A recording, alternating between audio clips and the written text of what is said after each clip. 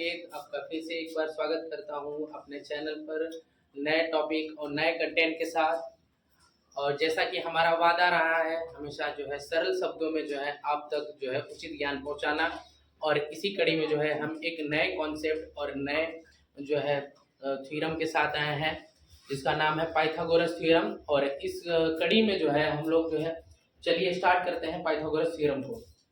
तो जैसा कि सबसे पहले हम जानेंगे कि पाइथागोरस थ्योरम में जो है सबसे पहले हमको ध्यान देना है कि ये पाइथागोरस थ्योरम का रूल क्या है, नियम क्या है। पाइथागोरस ने क्या रूल दिया था। पाइथागोरस नाम के एक वैज्ञानिक थे, उन्होंने एक रूल एक नियम बनाया हुआ था। इस नियम को ही सबसे पहले समझते हैं। उन्होंने कहा था, अकॉर्डिंग टू पाइथागोरस उन्होंने कहा था कि जो बेस यदि किसी भी ट्राइंगल नहीं, आगे चल के हम समझेंगे कि ये जो थ्योरम है इनका जो है राइट एंगल ट्राइंगल के लिए सिर्फ एप्लीकेबल है, यानी समकोण त्रिभुज। और सबसे पहले हम लोग समझते हैं समकोण त्रिभुज क्या होता है, यानी राइट एंगल ट्राइंगल वो ट्राइंगल जिसमें सिर्फ एक कोण जो है 90 अंश का हो, ऐसे त्रिभुज को जो है राइट एंगल ट्राइंगल यानी समकोण त्रिभुज कहा जाता है। और सिर्फ ऐसे त्रिभुजों के लिए जो है पाइथागोरस थ्योरम जो है एप्लीकेबल है, इन्हीं के लिए जो है मान्य है। चलिए इनके थ्योरम की तरफ बढ़ते हैं। तो इन्होंने कहा था, पाइथागोरस जी ने कहा था कि जो है बेस का यदि हम किसी भी राइट एंगल ट्राइंगल के बेस का स्क्वायर कर दें प्लस परपेंडिकुलर का स्क्वायर कर दें तो उसका जो सम होगा वो हाइपोटेनस के स्क्वायर के बराबर आएगा। तो चलिए पहले इन सारे टर्म्स को, किसी भी ट्राइंगल में बेस क्या होता है, परपेंडिकुलर क्या होता है, हाइपोटेनस क्या होता है, इन सारी चीजों को सबसे पहले क्रमशः समझते हैं। तो चलिए हम ट्राइंगल की तरफ आगे बढ़ते हैं। जैसे कि यहाँ पे हमने एक ट्राइंगल ड्रॉ करके रखा है ABC, और इस ट्राइंगल का जो बेस है वो BC माना जाएगा। जैसे दोस्तों, जैसे किसी इमारत होती है, कोई बिल्डिंग होता है जिसका कोई बेस होता है, जिसके ऊपर जो होता है पूरा मकान बनता है, उसी प्रकार BC जो है एक बेस है जिसके ऊपर ये जो पूरा ट्राइंगल जो है टिका हुआ है। तो इसलिए जो है BC को बेस कहा गया। परपेंडिकुलर यानी लंब, यानी जो उसके ऊपर खड़ा हो। तो जो यहाँ पे AB है, AB जो है इस ट्राइंगल का परपेंडिकुलर माना जाएगा। और दूसरा जो इस ट्राइंगल की सबसे बड़ी भुजा जो होती है उसको जो है हाइपोटेनस कहा जाता है, यानी AC। यहाँ पे जो है हमारे सारे टर्म्स क्लियर हो चुके हैं। यहाँ पे BC जो है बेस है, AB जो है परपेंडिकुलर है और AC जो है हाइपोटेनस है।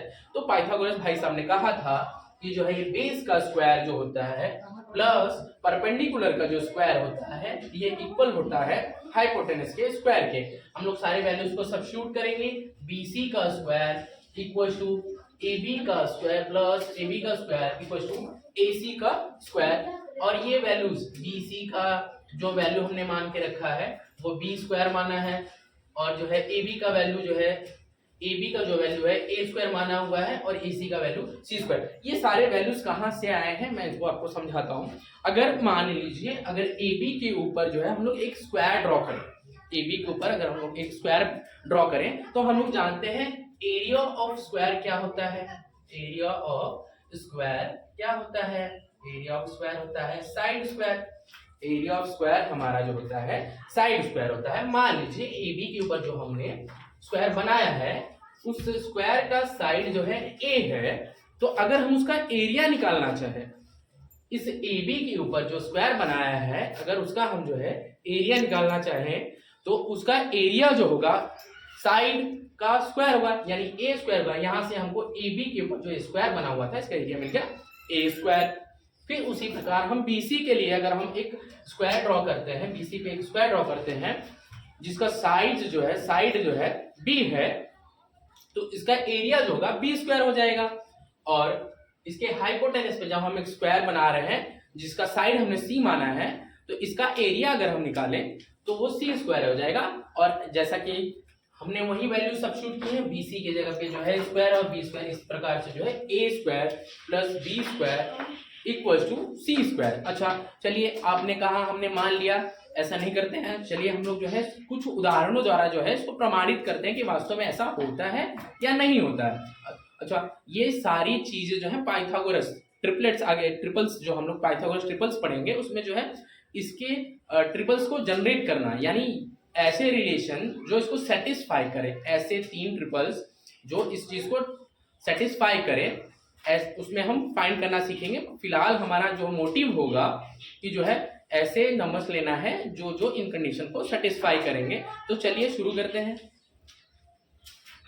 तो मान लीजिए अगर एक हम ट्राइंगल ले रहे हैं, एक ट्राइंगल हमने लिया, क्या हम उसका बेस 3, परपेंडिकुलर 4 और हाइट जो है 5 ले सकते हैं? और क्या ये पाइथागोरस थ्योरम को सेटिस्फाई करता है या नहीं करता है? चलिए चेक करते हैं।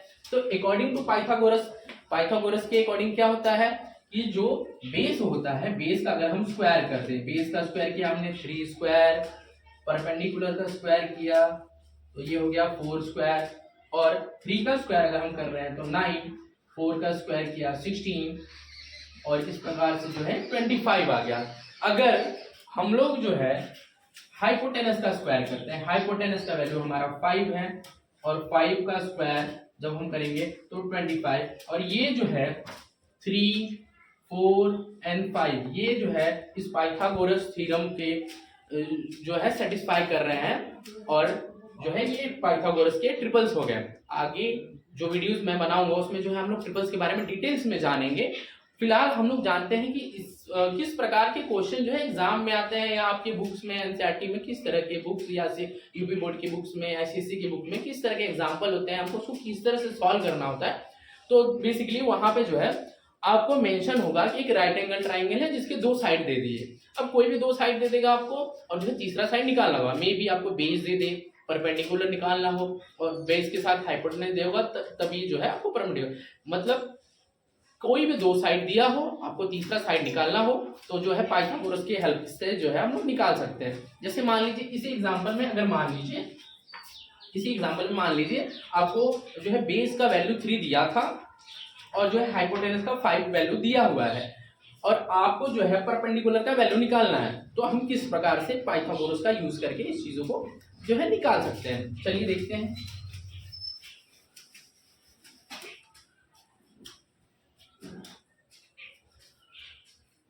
चलिए, तो अकॉर्डिंग टू पाइथागोरस सबसे पहले हम जो है अकॉर्डिंग टू पाइथागोरस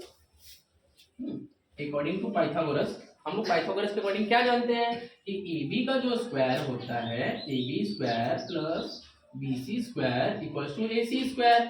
हमारे पास AB का वैल्यू नहीं पता है, तो AB को AB रहने देते हैं, AB को हमने AB ही रहने दिया, और BC का स्क्वायर यानी 3 का स्क्वायर, और जो है AC का स्क्वायर। जब इसको सॉल्व करेंगे हम लोग तो देखेंगे AB स्क्वायर इक्वल्स टू 16 मिला है, AB स्क्वायर इक्वल्स टू 16। तो AB से हम लोग यहाँ से वैल्यू निकाल सकते हैं, AB equals two plus minus 4। अच्छा दोस्तों, हम लोग जानते हैं कि कोई भी साइड निगेटिव थोड़ी हो सकता है, तो जो है इसमें से जो है हम लोग पॉजिटिव वैल्यू को कंसीडर करेंगे, और इसी के साथ में जो है हमारा ट्रिपल जो है पूरा हो चुका है, 3, 4, 5, और जो है यही हमने समझाने की कोशिश की है। इसी तरह से आपका क्वेश्चन अगले में भी हो सकता है, आपको जो है बेस ना दिया हो, परपेंडिकुलर दिया हो, हाइपोटेनस दिया हो, आपको जो है तीसरा साइड आप निकाल सकते हैं। इसी प्रकार से जो है हो सकता है आपको जो है हाइपोटेनस ना दिया हो, बेस और परपेंडिकुलर दिया हो, तो इस तरीके से जो है इसके हेल्प से जो है हम लोग अगला वाला जो है वैल्यू निकाल सकते हैं। और पाइथागोरस थ्योरम जो है बेसिकली हमें ये बात याद रखनी है कि पाइथागोरस थ्योरम जो पहली बात याद रखनी है, पाइथागोरस थ्योरम जो है राइट एंगल ट्राइंगल के लिए एप्लीकेबल होता है। और ये थ्योरम में जो ये इसका जो थ्योरम है वो कहता है कि बेस का स्क्वायर वो ऐड कर दे हम परपेंडिकुलर के स्क्वायर से, तो वो जो होता है हाइपोटेनस के स्क्वायर के बराबर होता है। और इसके हेल्प से जो है हमने एग्जाम्पल सॉल्व करना सीखा।